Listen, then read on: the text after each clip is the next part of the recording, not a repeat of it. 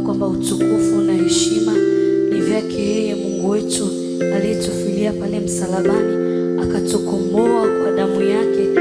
Hakuna mtu ambaye angeweza kufanya hiyo kazi isipokuwa Mungu mwenyewe, kwa sababu wanadamu tuna mioyo midogo sana kiasi cha kwamba tuwezi kujitoa hata nafsi zetu kwa ajili hata ya ndugu zetu, ila Yesu alishuka. Mungu alijishusha mwenyewe kwa njia ya mwili, akaja kutukomboa sisi na kutuweka huru na dhambi. Utukufu na heshima tunamrudishia yeye, kwa sababu anastahili kupokea sifa na utukufu.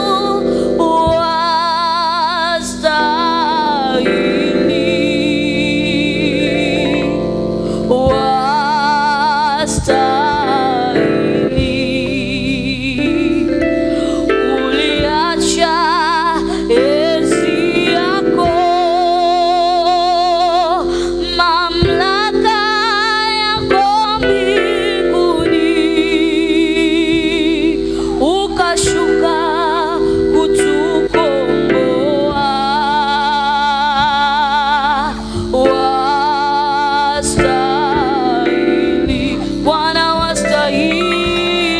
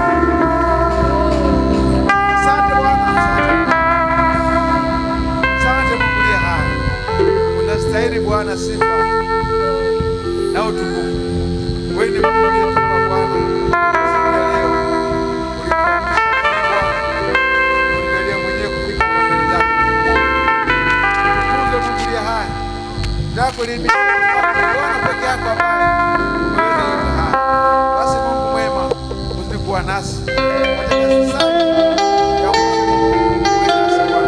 ukatufundishe, ukatuwezeshe, ukatufanikishe.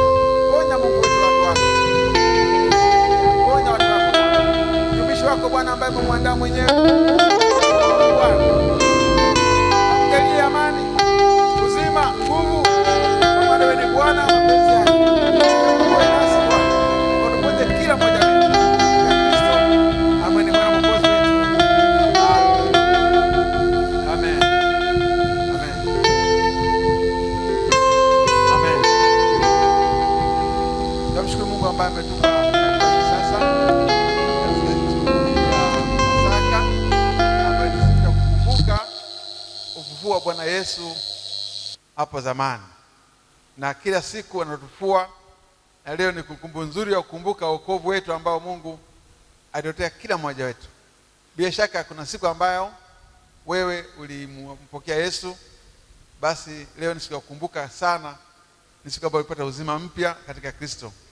Na mwalimu wetu leo ndio anamalizia, na hii ndio saa yake ya mwisho ya kumalizia. Kwa hiyo kama ukuweza kufanikiwa kuwepo katikati ya wiki, basi leo upate angalau kitu kizuri ambacho Mungu amekuandalia. Na wale ambao tulikuwepo muda wote, basi tumshukuru Mungu kwa jinsi Mungu alituletea mtumishi huyu ambaye Mungu imempendeza atufundishe. Na sasa chukua daftari yako, Biblia, tega sikio kwa sababu Mungu anataka kuongea na wewe. Karibu mtumishi, Mungu akubariki. Bwana Yesu apewe sifa sana. Na wasalimu katika jina kubwa la Yesu. Wangapi wanayo furaha wako tayari kulisikia neno? Amen. Nitakwenda pale tulipoishia siku ya Ijumaa. Ni Ijumaa kwenye semina yetu. Tulikuwa tunazungumzia habari ya umuhimu wa Roho Mtakatifu na nguvu zake. Sema amen. Sema amen. Na katika maandiko ya muhimu ambayo tutasoma tena, tutagusa kidogo yale tuliyoyasoma katika kile kitabu cha Zaburi 105 mstari ule wa 4. Zaburi 105 mstari wa 4. Alafu tutagusa, kwa sababu leo ni siku ya ufufuo, Warumi 8 mstari wa 11. Warumi 8 mstari wa 11. Kila mmoja katika Pasaka, hata kama asomi maneno yote, lakini anakuwa na mstari mmoja wa kuonyesha tunaungana na wenzetu katika siku hii. Sema amen. Jina la Bwana libarikiwe sana. Warumi 8, waraka kwa Warumi mlango wa 8 mstari wa 11.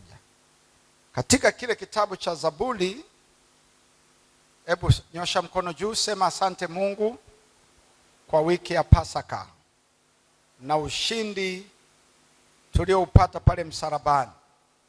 Kupitia neno lako mchana wa leo, niko tayari kupokea nguvu zako.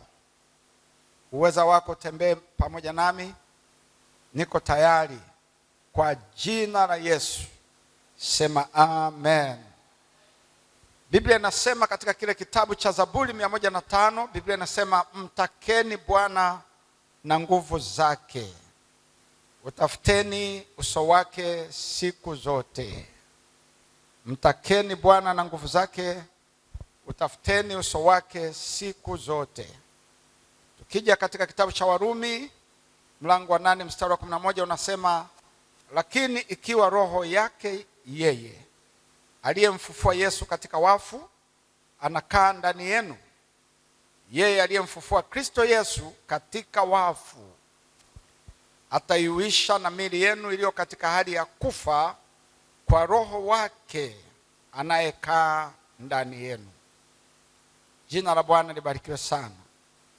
Tulikuwa tunazungumzia habari za umuhimu wa Roho Mtakatifu na nguvu zake. Na tukizungumzia habari ya Roho Mtakatifu, Theolojia zote duniani zinakiri na kutambua kwamba Roho Mtakatifu ndiye mtendaji mkuu wa Mungu. Sema amen. Theolojia zote duniani zinakiri kwamba Roho Mtakatifu ndiye mtendaji mkuu wa Mungu duniani. Kwa ni mambo ya muhimu sana kuangalia haya mambo, na kwamba Roho Mtakatifu ndiye mkuu wa kanisa kwa sasa. Yeye ndiye aliyekabidhiwa kanisa na ndiye anayelishikilia kanisa, kama vitabu vinavyoeleza kwenye kitabu cha Injili ya Yohana mlango wa 16 mstari wa 7. Bwana Yesu kabla ya kuondoka anasema, yawafaa ninyi mimi niondoke, kwa maana nisipoondoka huyo msaidizi hata kuja kwenu. Kwa hiyo kuna utendaji wa Mungu katika nafsi tatu au katika ofisi tatu. Alitenda kama Baba kwenye uumbaji, akatoka Mungu akaja kutenda kama mwana wa Mungu, yeye mwenyewe Mungu, kama inavyosema Yohana 1 mstari ule wa 14, alifanyika mwili akaja akakaa kwetu, Mungu mwenyewe, nasi tukauona utukufu wa mwana pekee wa Mungu. Lakini Mungu baada ya hapo anaaga sasa, amemaliza, amesulubiwa, amekufa, amezikwa, amefufuka kama leo tunavyoshuhudia siku ya kufuka kwake. Yu hai, anakaa na watu, anawaga sasa, mimi nataka niondoke na waachia msaidizi mwingine. Kwa lugha za kibiblia au za vitabu vingine, anaposema na waachia msaidizi mwingine, maana yake ni msaidizi kama mimi, mwingine. Mimi nilikuwepo, lakini anakuja mwingine kama mimi nilivyofanya kazi, na yeye anakuja kufanya kazi. Sema amen. Jina la Bwana libarikiwe sana. Sio mwingine kwamba ana tofauti. Ukisoma vitabu tofauti au Biblia tofauti, zingine zinatafsiri kwamba sio mwingine kama mtu mwingine kabisa, yaani mwingine badala yangu, yaani kama mimi. Alikuweko meneja huyu, tunawaletea meneja mwingine ni meneja yule yule. Bwana asifiwe sana. Jina la Bwana libarikiwe sana. Alikuweko kiongozi, tunawaletea kiongozi mwingine. Haina maana ni tofauti, ni yule yule, nafasi ile ile, utendaji ule ule, shughuli zile zile. Jina la Bwana libarikiwe sana. Sehemu nyingine Biblia inasema mimi na Baba tu moja. Aliyeniona mimi amemwona Baba.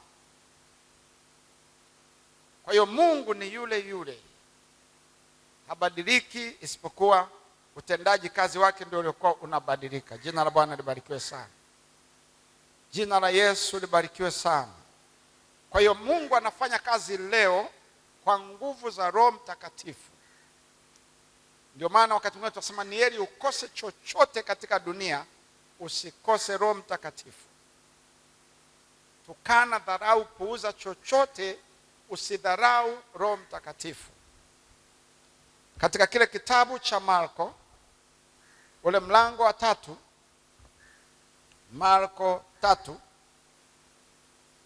nafikiri ni mstari wa 29. Kwenye Marko 3 hapa anasema, bali mtu yeyote atakayemkufuru Roho Mtakatifu hana msamaha hata milele, ila atakuwa na dhambi ya milele. Hapo tunazidi kuonyeshwa umuhimu wa Roho Mtakatifu katika maisha yetu. Na tulizungumza tuliposoma pale, sema mtakeni Bwana na nguvu zake, utafuteni uso wake siku zote. Sasa ili tuwe na nguvu za Roho Mtakatifu, sharti ni kutafuta uso wa Mungu siku zote. Ili tuwe na Roho Mtakatifu, sharti ni kutafuta uso wa Mungu siku zote. Ndio maana hata Bwana Yesu akasema imewapasa kumwomba Mungu siku zote. Katika Luka 18 mstari wa 1. Kwa hiyo Yesu alitaka tuombe siku zote. Mungu anataka siku zote tuombe, ili tuwe na nguvu za Roho Mtakatifu. Nilitoa pointi chache nikasema, ukitaka kuwa kiroho sana, point namba 1, lazima uombe. Ukitaka kuwa kiroho uwe rohoni sana, lazima uombe. Ukitaka kutoka rohoni uwe mwilini, acha kuomba. Utakuwa mwilini, unarudi kule. Wenzetu wanasema utakuwa backslide, yani aliyerudi huko kabisa nyuma. Nikasisitiza umuhimu tena, kwa sababu ili tuwe na nguvu za Mungu sharti tuombe. Nikasema usipoomba unawaimarisha adui zako. Adui zako watakuwa imara, watanawili, watastawi, wewe utadhoofika. Nikakaza tena pointi ya 3 kwamba ukiwa mvivu kuomba, kumpigia Mungu magoti, iko siku utawapigia magoti wanadamu. Moja kati ya mambo mabaya duniani ni kupigia magoti wanadamu. Nikasema ni heri Paulo alisema, mimi nampigia Baba magoti, Mungu wa mbinguni, ambaye ubaba wa mbinguni na wa duniani ameitwa yeye. Maana kupigia magoti wanadamu ni mbaya. Kwa sababu nao wapigia magoti nao wanaomba Mungu. Kwa nini wewe usiende kwa Mungu yule anayewabariki wao na kuwafanikisha wao? Wewe kwa nini ukatishe shortcut? Bwana asifiwe sana. Sina wewe uende tu kwa yule. Half point yangu nyingine, ukisema ukitaka kufanikiwa katika Mungu, lazima uwe na muda mrefu na Mungu kuliko kuwa na muda mrefu na watu. Unataka kufanikiwa na Mungu, katika Mungu, uwe na muda mrefu na Mungu kuliko kuwa na muda mrefu na watu. Watu wanatunyonya. Watu wanatukosesha wakati mwingine hata mbingu na ufalme wa Mungu. Musa akufika Kanaani. Tatizo ilikuwa ni watu. Watu walimfanya Musa asifike Kanaani. Biblia inasema shika sana ulicho nacho, asije mtu, sio asije jini au pepo, asije mtu. Tatizo inaweza kufanya usifike mbinguni ni watu. Watu wengine wamedhoofika leo ni watu. Hawana amani sababu ya watu. Madonda ya tumbo yametokea sababu ya watu. Siku moja nilikuwa nahubiri Namibia. Wakati nahubiri Namibia, nikamkuta mtu mmoja ana umri mkubwa sana, lakini ukimtazama anakuwa kama katoto kadogo. Alafu yeye ni muasisi wa makanisa yote ya Kipentecost kule Namibia. Tulikaa naye, alitupokea, tuko naye. Nikasema, "Sasa wewe mzee wetu nasikia ndio muasisi wa yote haya. Miaka yote watu wanakusimulia. Mbona unaonekana sisi kama ndio wazee, wewe ndio unaonekana tena hivi?" Nasema, mimi niliamua kutokuweka mambo ya watu kwenye moyo wangu. Siweki mambo ya mtu kwenye moyo wangu. Siko tayari kumweka mtu moyoni mwangu. Mimi namweka Yesu, mtu simweki moyoni mwangu. Mambo ya watu nawaachia wenyewe, na watu wenyewe naacha na mambo yao waendelee. Lakini mambo ya watu sitaki kufa mapema, sitaki kuchoka mapema kwa sababu ya mambo ya watu. Watu ni hatari. Yesu akasema jihadharini na watu. Hakusema jihadharini na mapepo wala na mashetani. Kwa sababu hayo tuna nguvu, tumepewa jina lipitalo majina yote, na Yesu aliyefufuka yu hai tunayashinda. Jina la Bwana libarikiwe sana. Sasa basi, nataka nikazie kitu fulani. Leo nataka nizungumze hata kazi 3, kama sio 3 4 za Roho Mtakatifu.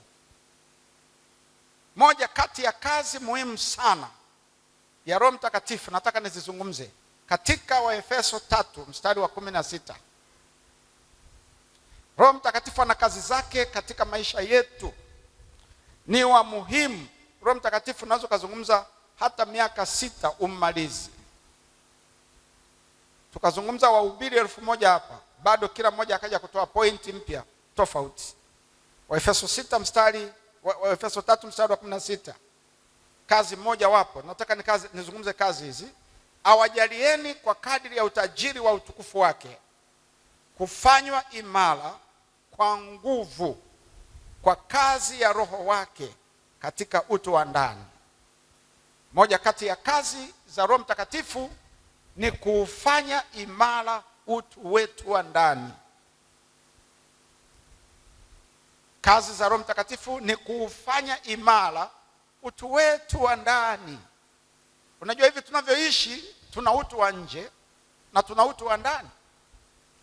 Ukiangalia katika utu wa nje, kila mmoja yuko very smart, hakuna mwenye matatizo hapa. Twende kwenye utu wa ndani, Mungu ndiye anayejua. Jina la Bwana libarikiwe sana. Lakini kwenye utu wa nje, mwingine yuko vile, mwingine yuko hivi, mwingine hivi, mwingine nywele kakanga, mwingine kachemsha, mwingine kabanika. Hivyo tuko very smart. Lakini twende kwenye utu wa ndani, kwenye utu wa nje wako very smart watu. Mtu mmoja akasema, sikiza nikueleze. Mtu mmoja akasema hivi, nilimsikiliza mtu mmoja kwenye mtandao akasema, Mungu angeturuhusu hivi tulivyo, kila mmoja anavyowaza, mawazo yetu yasiwe ndani, yatoke tu. Yaani sauti zisikike kila unachowaza. Usingekaa naye jirani yako liyekaa naye.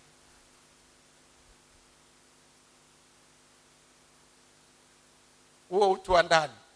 Angeruhusu tu yale mawazo ambayo kila mmoja anawaza nini, hivi vichwa hivi, hizi kompyuta za hivi vichwa, zile sauti badala ya kuwaza kimya kimya mwenyewe yatoke. Tusikie. Ungesema shindwa kwa jina la Yesu, toka hapa. Mambo ya ndani mtu. Jina la Bwana libarikiwe sana.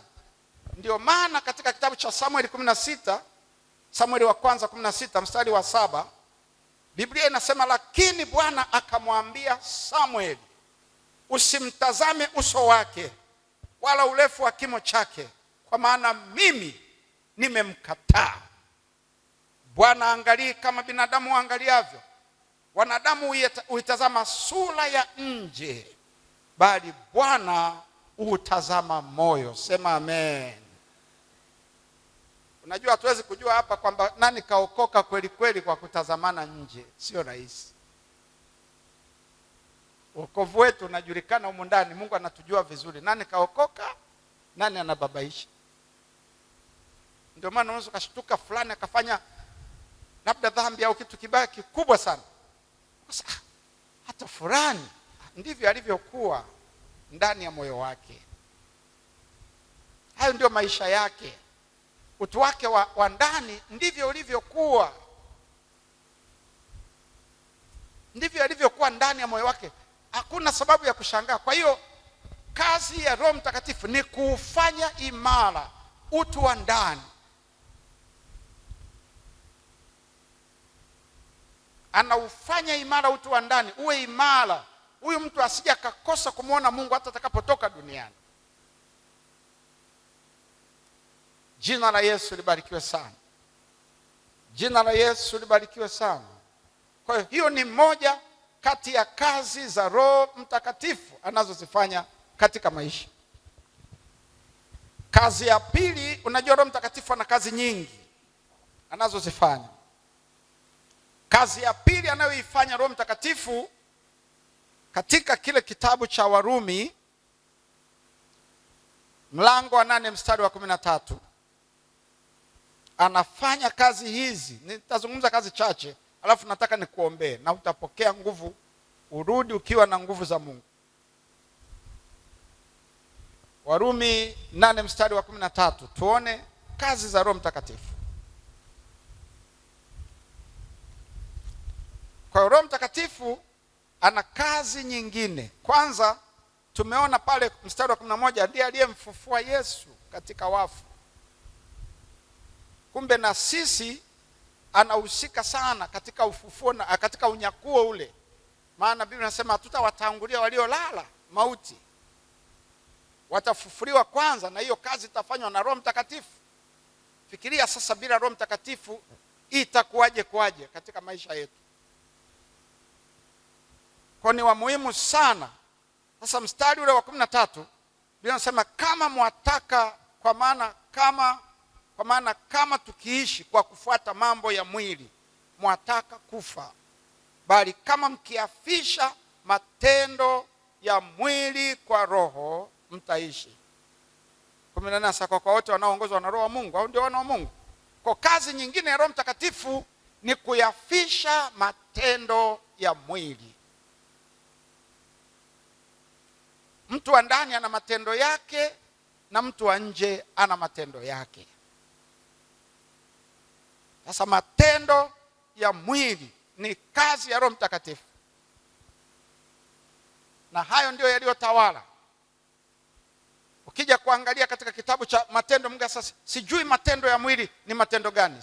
Sidhani kama wewe umelifuatilia hili neno ukashindwa kuyajua matendo ya mwili. Katika Wagalatia 5 mstari wa 16 anasema, basi enendeni kwa roho, wala hamtatimiza kamwe tamaa za mwili, kwa sababu mwili utamani ukishindana na roho, na roho kushindana na mwili, kwa maana hizi zimepingana, hata hamwezi kufanya mnayoyataka. Lakini mkiongozwa na roho hampo chini ya sheria. Basi matendo ya mwili ndiyo haya: uasherati, uchafu, ufisadi, ibada ya sanamu, uchawi, uadui, ugomvi, wivu, ufisadi, fitina, sio na mambo gani, ulafi, usuda, ulevi na nini na mambo yanayofanana nayo. Katika hayo watu hawataurithi uzima wa milele au ufalme wa Mungu. Sema amen. Kwa hiyo haya yote haya, ili tupate kuyashinda, tunahitaji Roho Mtakatifu ayafishe. Usije ukapuuza kabisa. Umuhimu wa Roho Mtakatifu ni wa muhimu. Ndiye anayeyafisha matendo haya ya mwili. Matendo ya mwili yote hayo yaliyozungumzwa, anayeweza kusababisha yafishwe, yaharibiwe, yabomolewe ni Roho Mtakatifu. Yafe hayo matendo. Kuna mtu wa Mungu ni kweli anakuwa ni kweli yuko rohoni, lakini ajafa katika matendo ya mwili, matendo ya giza. Tabia ziko pale pale na mwenendo uko pale pale. Sasa tunamhitaji Roho Mtakatifu anayefisha hayo matendo ya mwili. Kwa nini? Kwa sababu tunaita nini? Kwa sababu kama matendo ya mwili, Biblia inasema mwili hauokoki na haujawahi kuokoka, kwa mujibu wa maandiko ninayo kwenda kukusomea hapa. Biblia inasema mwili haujawahi kuokoka wala hauokoki, kwa una matendo yake, una tabia zake, una vitu vyake, una mambo yake. Jina la Bwana libarikiwe sana. Jina la Yesu libarikiwe sana.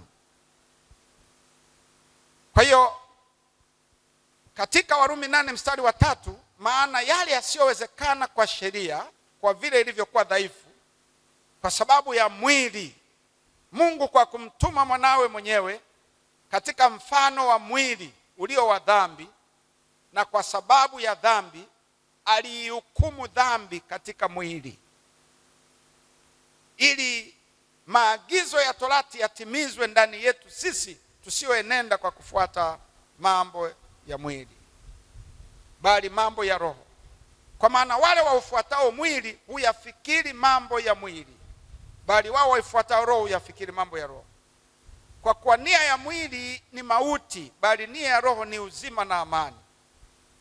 Kwa kuwa ile nia ya mwili ni uadui juu ya Mungu, kwa maana haitii sheria ya Mungu, wala haiwezi kuitii. Wale waufuatao mwili hawawezi kumpendeza Mungu. Lakini ikiwa Roho wa Mungu anakaa ndani yetu, anakaa ndani yenu ninyi, amofuate mwili, bali mwaifuata roho. Jina la Bwana libarikiwe sana. Kwa hiyo kazi kubwa ya Roho Mtakatifu ni kuyafisha matendo ya mwili. Mwili una matendo yake ambao umeshaamua kuwa nayo, yaani matendo yake na tabia zake na mwenendo wake tayari umeshajikomiti. Na kwa nini? Mwili hauwezi kumtii Mungu, wala hauna mpango, wala hautaki, ila unatiishwa na nguvu ya Roho Mtakatifu.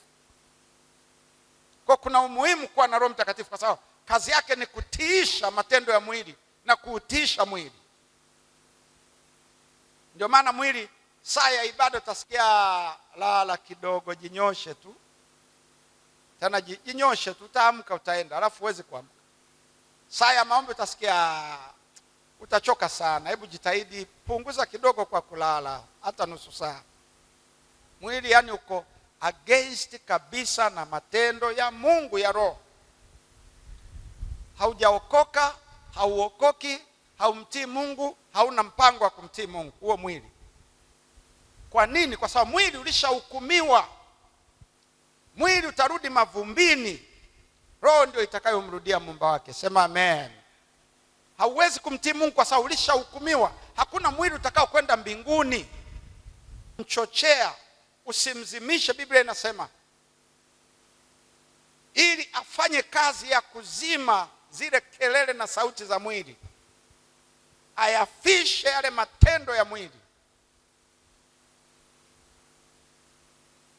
Hapo ili tulipate lile kanisa linaloitwa kanisa safi, lisilo na mawaa, lisilo na doa, lisilo na kunyanzi, linalokwenda mbinguni. Lile kanisa lazima matendo ya mwili yafe.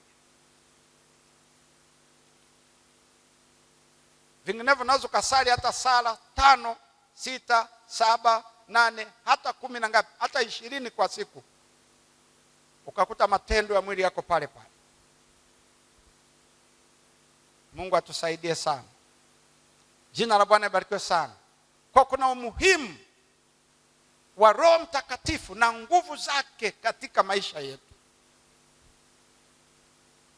Juzi nisisitiza nikasema, leo shetani analichezea kanisa, ameliachia lugha. Nguvu za kushinda mwili kalinyang'anya, halina nguvu. Unakuta watu wananena kwa lugha, utapeli anaendelea, zaka hawezi kutoa, uovu wa aina yote tu anaendelea nao.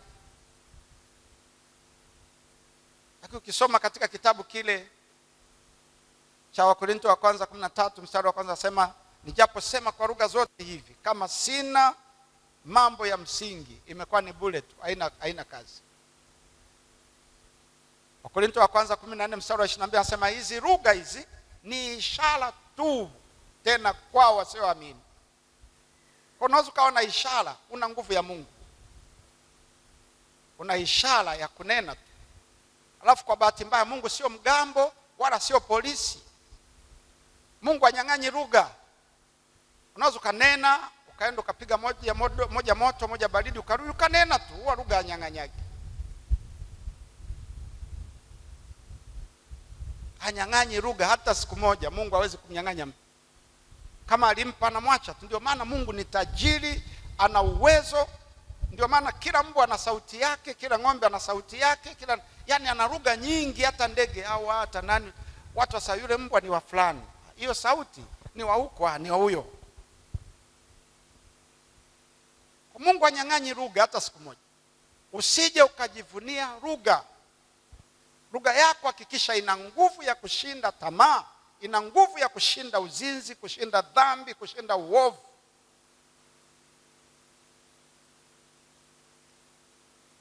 Ina nguvu ya kushinda matendo mabaya ya mwili ya giza. Shetani analichezea kanisa leo kisayansi na kiteknolojia. Kaliachia lugha tu linanena. Watu wanajiendeleza kwenye lugha tu. Angalia hata hiyo lugha yako, hivi lugha hii kweli niko sawa na hii lugha ninavyoendelea? Ni kweli inawezekana ulipewa lugha lakini ulishamwacha Mungu zamani. Sasa Mungu kwa sawa anyang'anyi lugha, hanyang'anyi wala haondoi. Lugha inabaki pale pale. Tunahitaji tuone lugha yenye nguvu za Mungu ndani yake. Jina la Bwana libarikiwe sana. Unga mkono kama unanielewa. Jina la Bwana libarikiwe sana. Tunahitaji lugha, maombi, lugha yenye matokeo, yenye impact, ina mambo kwamba huyu yuko sawa. Shetani hatishwi na lugha. Hatuingii mbinguni kwa kunena kwa lugha.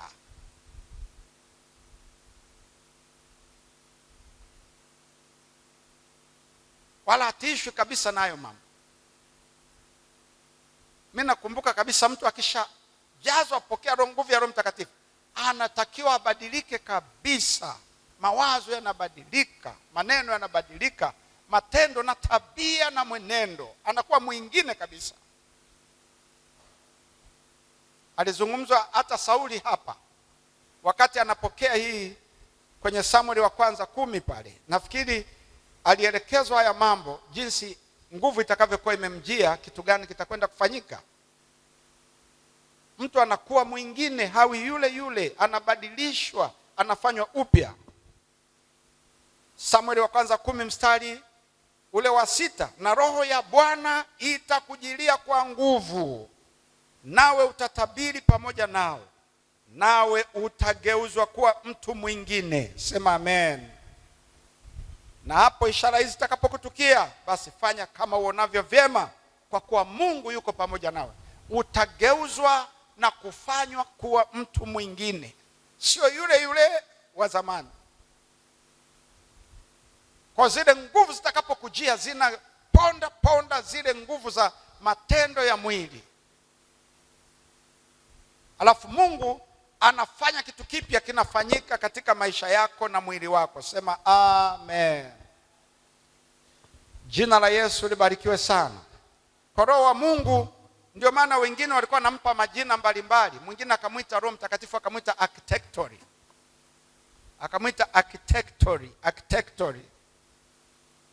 Architectory ndipo lilipoanzia neno la architecture. Mjenzi, msanifu, study. Yaani akiingia huko anamtengeneza mtu, anamjenga, anamfanya upya, anamweka vizuri. Kwa mwingine akaona hata huyu ni architectory. Alafu mtu akishakuwa na Roho Mtakatifu, kwanza hata maisha yake yanaeleweka.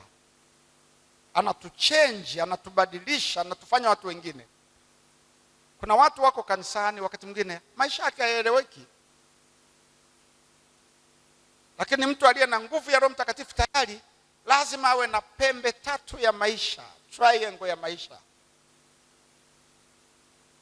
Maisha ya mtu ambaye kabisa ameokoka na Mungu yuko vizuri, yanaeleweka. Watu wa mitaani, watu wa popote, kwenye mkoa, kwenye wilaya, hawapati shida na yeye huyu mtu. Maisha ya mtu aliyeokoka na nguvu ya Roho Mtakatifu lazima yawe na triangle ya maisha. Maisha yake ni nyumbani, kazini, kanisani. Nyumbani, kazini, kanisani. Nyumbani, kazini, kanisani. Sasa mwingine ukienda nyumbani hayuko kazini, hayuko kanisani, hayuko hata hajulikani yuko wapi. Hayo sio maisha ya kiroho. Kwa mtu aliye na Roho Mtakatifu, unajua hata kama watu wanamsingizia, anaweza wakamsaidia hata wapagani, wakamsaidia hata wa dini nyingine. Wasema huyu hayuko hivi, hiyo saa huyu afanye hicho kitu, wanamtetea saa, hiyo saa anakuwa nyumbani. Kafanya saa ngapi? Hapana, hiyo anakuwa kanisani. Hiyo dhambi na ile kosa kafanya saa ngapi? Kafanya, hapana, hiyo saa anakuwa kazini. Huyu maisha yake yanaeleweka. Roho Mtakatifu anamchonga, anamtengeneza mtu, anamfanya mtu mwingine, anakuwa na maisha yanayoeleweka. Yuko wapi, anafanya nini na nini kinachoendelea. Anaweza kutetewa na watu wapagani kabisa, wakamtetea, wakamlinda, hata kama watu wakawa wanamshtaki. Sasa hapana, huyo hayuko hivi. Sasa hiyo yuko kazini, sasa hiyo yuko nyumbani, wakati huyo anakuwa kanisani. Sasa mwingine nyumbani hayuko, twende tumfuate kanisani, hayuko. Yuko wapi? Kwa kweli tunahitaji mwongozo wa Roho Mtakatifu, atuongoze, atusaidie. Hatutaharibikiwa, hatutachanganyikiwa. Sema amen. Jina la Bwana libarikiwe sana. Kwa Roho Mtakatifu ana mambo mengi anayoweza kuyafanya katika maisha yetu, na mtu akawa chombo kiteule cha Mungu, anamfinyanga. Alafu kazi nyingine ya Roho Mtakatifu ni kutufanya tumwabudu Mungu katika roho na kweli. Yohana 4 mstari wa 20 kule na 3 mpaka kuendelea. Mungu anawatafuta watu watakao muabudu. Mungu ni roho, nao wamwabudu yeye imewapasa kumwabudu katika roho na kweli. Kwa kazi ya Roho Mtakatifu ni kutufanya tumwabudu Mungu katika roho na kweli. Yaani atubabaishi, hata Yesu akitokea leo tunakwenda.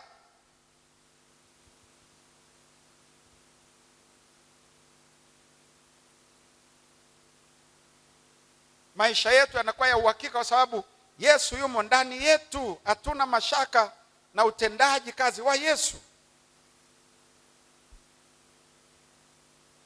Jina la Bwana libarikiwe sana. Jina la Yesu libarikiwe. Na kazi nyingine kubwa sana ambayo watu wameijua na kuifahamu, Matendo 1:8, lakini mtapokea nguvu akiisha kuajilia juu yenu Roho Mtakatifu, nanyi mtakuwa mashahidi wangu katika Uyahudi wote, katika Samaria na hata mwisho wa nchi. Kanisa la Mungu lazima liwe na nguvu. Watu wa Mungu waliokoka lazima wawe na nguvu. Watu leo hawana nguvu hata ya kuomba, lakini ameokoka. Ukiuliza ni nani anaomba, ukiuliza kwa mfano hata kusoma neno, kusoma hawawezi, kuomba hawawezi. Ukisema nani anasoma neno la Mungu kila siku nusu saa, yaani mtu kabisa sasa kweli kabisa mchungaji, mimi kabisa nasema ninaomba kila siku lazima nisome neno la Mungu nusu saa. Sasa hili kanisa ndio Yesu anakuja kulichukua. Na nusu saa ni ndogo, sijasema hata saa, najua uwezi. Maana mapepo yamekutaiti. Yaani shahidi anayejua amefanikiwa kukutaiti ni mapepo. Uwezi kusoma hata nusu saa kwa siku. Mpaka unauliza huyu mtu hawezi kusoma nusu saa, anaomba masaa mangapi kila siku?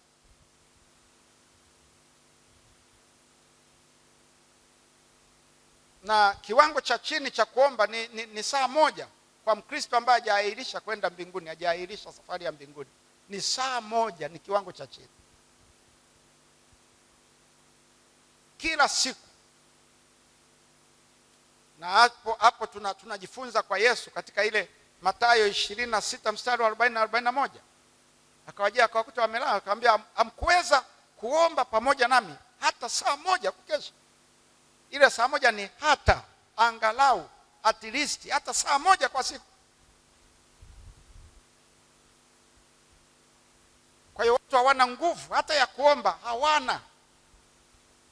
Ukiuliza nani anasoma neno la Mungu kila siku nusu saa, umpati.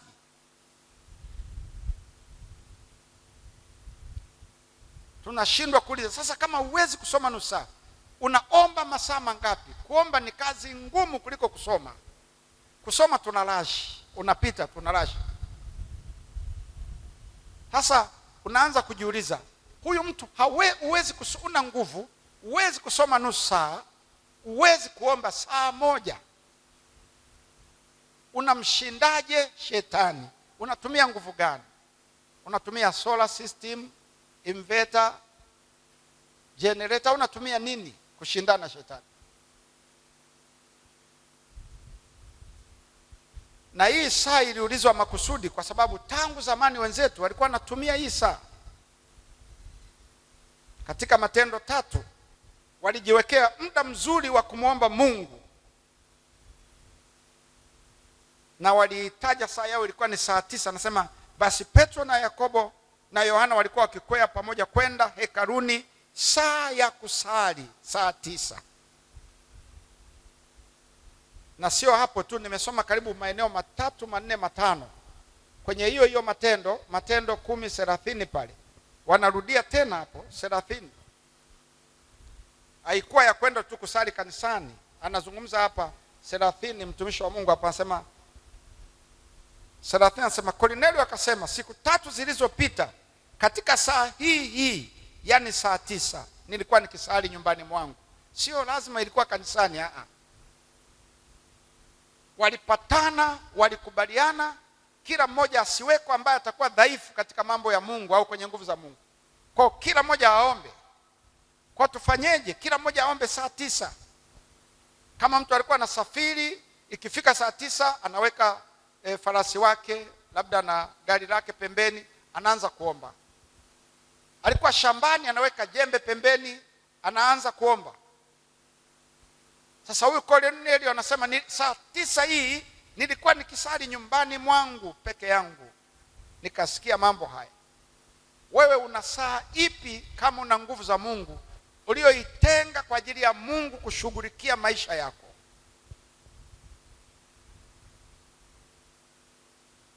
Ni saa ipi ambayo wewe umemwambia Mungu, kwa saa hii mimi ndio nitakuwa naomba ushughulike na familia yangu, ndoa yangu, ukoo wangu, kanisa langu, taifa langu? Hii saa umetenga hipi? Au ni nani unayemlipa ambaye wewe umemwacha unamlipa anakushughulikia hiyo saa moja ya kuendelea? Wengine ni walalamishi, nina shida, nina mateso. Ni saa ipi umeweka ya kushughulikia hayo mateso yako na matatizo yako? Wenzetu waliweka saa 9. Wewe ni hipi? Kwa kanisa halina nguvu. Uwezi kuomba, uwezi kusoma, unamshindaje shetani? Unachojiaminia ni nini? Ulimwengu unazidi kuharibika, shetani anazidi kupambana na watu wa Mungu waliokoka na kanisa.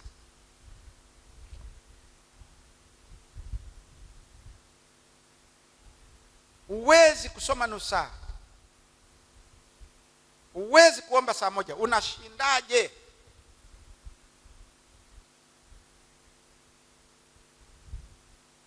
Kuna watu wengine anayesema anasoma, kuna watu wanasoma kama wabashiri, kama waganga wa kienyeji. Wabashiri ni kama waganga wa kienyeji. Unajua wengine wanasomaje? Hata saa 1 nusu saa hawezi kusoma. Wako watu wanasoma kama wabashiri, kama waganga. Anashika Biblia yake hivi, akishaishika anaingiza kakidole hivi, afa asema hapo ndio Mungu atakuwa amesema na mimi.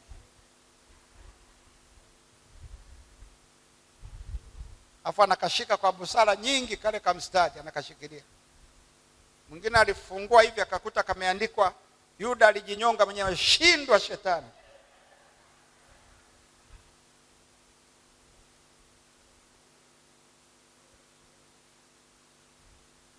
Basi wanasoma kama wabashiri. Sasa utafanyaje? Baadaye akafunika, afu akaanza kusema Mungu sema nami. Anamfokea Mungu kama mdogo wake. Sema nami Mungu, nataka nikuone. Akafunika tena Biblia, akakaingiza kamkono kwa makini, kwa busara nyingi, kakashikilia. Akafungua, akakuta kamstari kanajitegemea. Na wewe nenda akafanywe hivyo hivyo, toka kwa jina la Yesu. Kwa kuna watu hata nguvu ya kusoma hawana. Ndio maana nasema, nani anasoma kila siku neno la Mungu nusu saa? Nusu saa ni ndogo katika masaa 24. Haya, uwezi kusoma nusu saa, unaomba masaa mangapi? Uwezi kusoma, uwezi kuomba, unamshindaje shetani?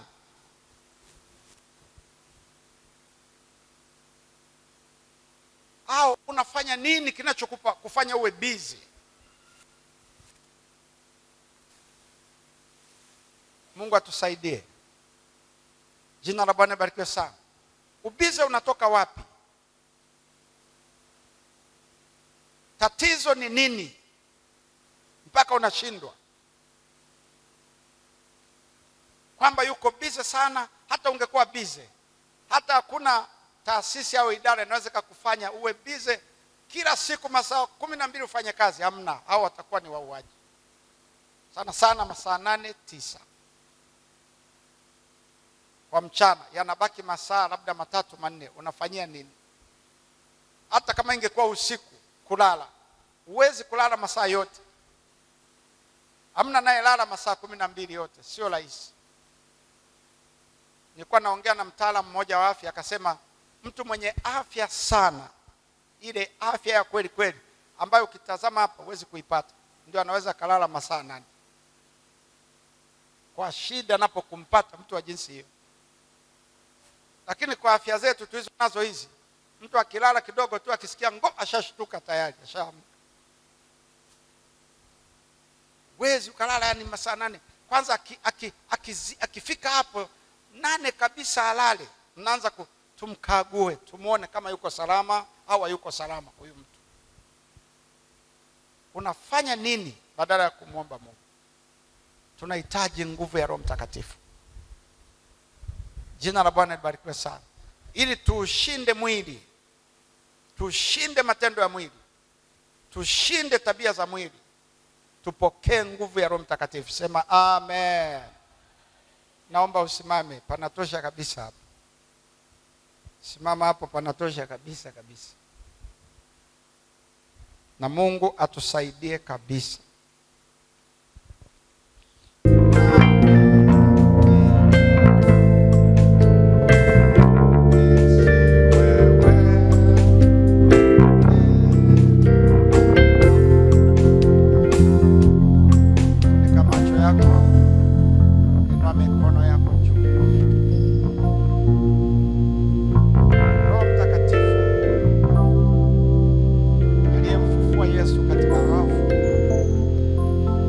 Atakayeuisha na miili yetu iliyo katika hali ya kufa. Bila shaka huyu ndiye roho wa unyakuo wa muhimu sana uwe naye. Roho wa ufufuo uwe naye, uweko juu ya maisha yako. Na Roho Mtakatifu wengine wamemfanya ni wa kanisani, akijichanganya huko nyumbani, hana habari na Roho Mtakatifu. Roho Mtakatifu lazima uwe naye nyumbani, uwe naye kazini, uwe naye kanisani, katika nyakati tunazoishi. Hatujui unyakuo utakukuta huko kazini, huko nyumbani, huko kanisani. Sio wote utakao wakuta unyakuo wako kanisani. Sio wote unyakuo utawakuta wako kazini au wako nyumbani. Uwe na Roho huyu Mtakatifu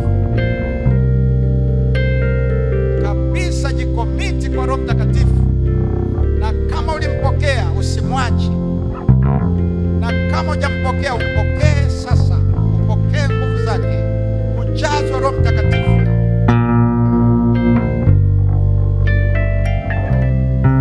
Roho aliyemfufua Yesu katika wafu ataiuisha na miili yenu iliyo katika hali ya kufa kwa Roho wake anayeishi ndani yenu. Ndani yako kuna nini kama sio Roho Mtakatifu? Kwa nini uwe mkame katika maombi? Kwa nini uwe mkavu? Unajiaminia nini? Unajua saa yoyote anaweza akaja umelala usingizi,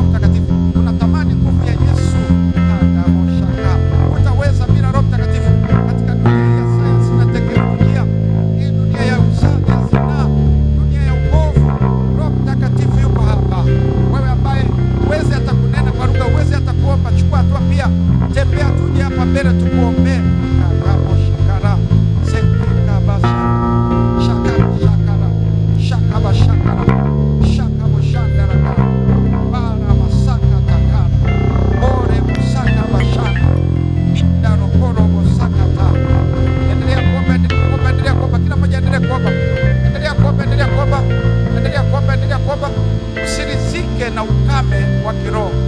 Usinizike na hiyo hali. Inua mikono kila mmoja. Nataka nione anaomba. Omba. Pokea nguvu Roho Mtakatifu.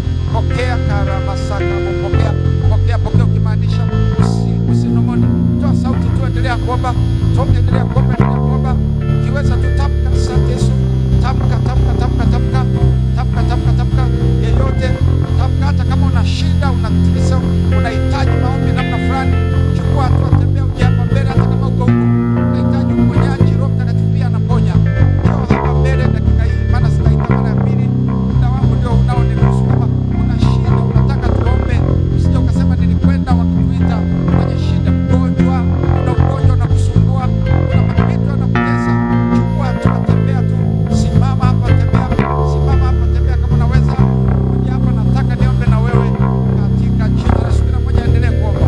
Raposhaka dereva andebosikarakata rapaposha ikapa rakatarakasa kataravasakarakata.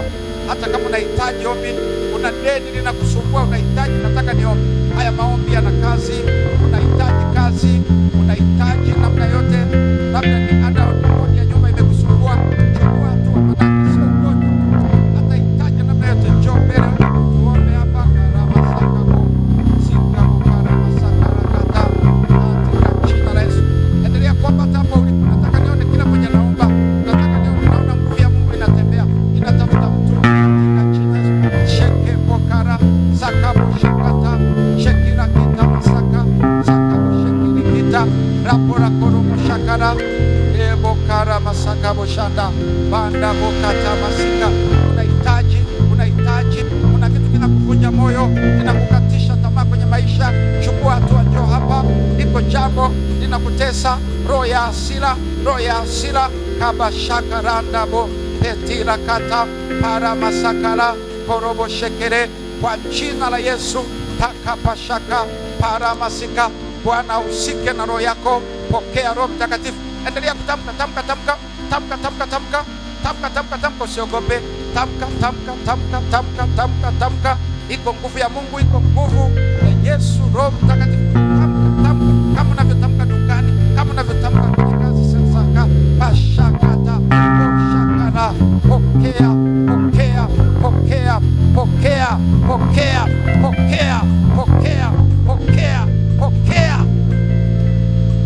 Kama sakabo shanda, tamka. Toa sauti, toa la usimamone, toa.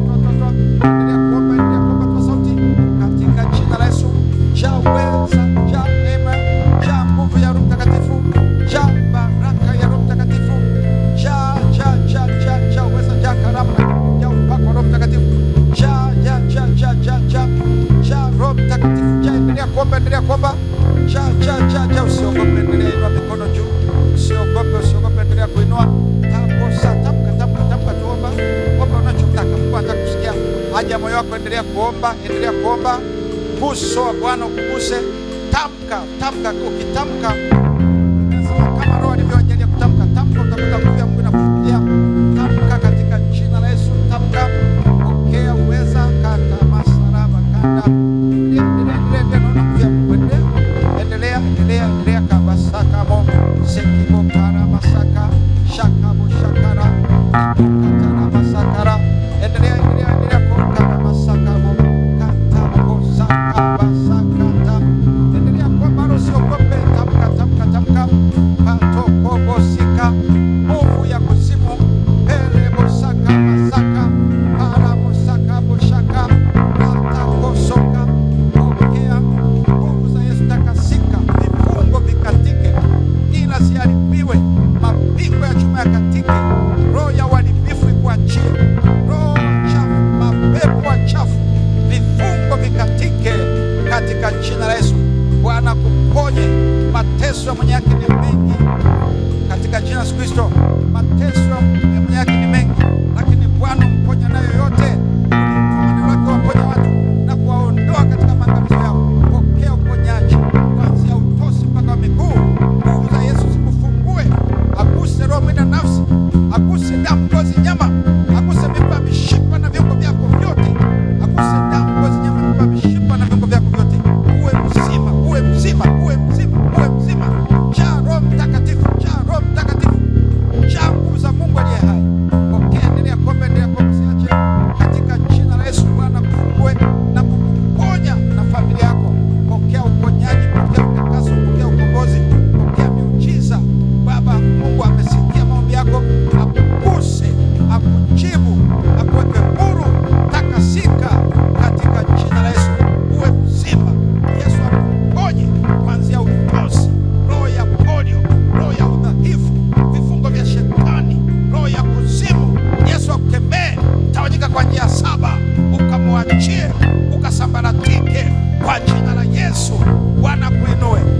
aguse roho na nafsi yako, aguse damu, ngozi, nyama, viungo, mishipa, viungo vyako vyote vya salama, akuinue, aponye utashi wako, aponye utashi wako, aponye masikio, aponye ulimi, aponye kichwa chako, aponye uinuke, uwe mzima katika jina la Yesu Kristo. Katika jina la Yesu, pokea nguvu za Mungu, endelea kutamka, pokea nguvu za Mungu, tamka. Kama ni asante Yesu, wewe tamka kuliko kunyamaza, usinyamaze. Endelea kuomba, iko nguvu ya Mungu kwa jina la Yesu Kristo. Pokea, pokea, endelea kutoa sauti, tamka, tamka, tamka. Tamka tu, tamka, tamka, tamka, tamka, omba. Nguvu za Yesu zikufunike, vifungo vikatike kwa jina la Yesu. Takasika, funguliwa, takasika, funguliwa katika jina la Yesu. Endelea kuomba, tamka tu, usiogope. Tamka, iko nguvu ya Mungu. Naona nguvu ya Mungu inakujia, lakini unashindwa kutamka. Tamka, tamka, tamka. Tamka, tamka, omba tu. Tamka hata kama ni asante Yesu, tamka. Usinyamaze kimya, tamka, omba kwa jina la Yesu. Nguvu ya Yesu ikufunike. Uweza wa Bwana uponye, kutakasa. Vifungo, magonjwa yakome juu yako. Roho zote zinazokufuatilia zikuachilie. Roho chafu zote zikakatika na kuteketea kwa jina la Yesu Kristo. Funguka, uweke huru kwa jina la Yesu Kristo. Funguka, tamka, tamka, endelea kuomba. Usiogope, uzima, uponyaji ni haki yako, na Roho Mtakatifu ni haki yako, yote ni haki yako katika jina la Yesu. Endelea, tamka, tamka. Naona utoe sauti, tamka, tamka, tamka. Pokea Roho Mtakatifu, tamka. Asante, tamka binti, tamka binti yako, endelea kuomba, tamka, tamka. Omba, omba, omba. Naona nguvu ya Mungu iko juu yako. Endelea, endelea, endelea, endelea, endelea, endelea. Naona nguvu ya Mungu iko juu yako. Endelea, endelea.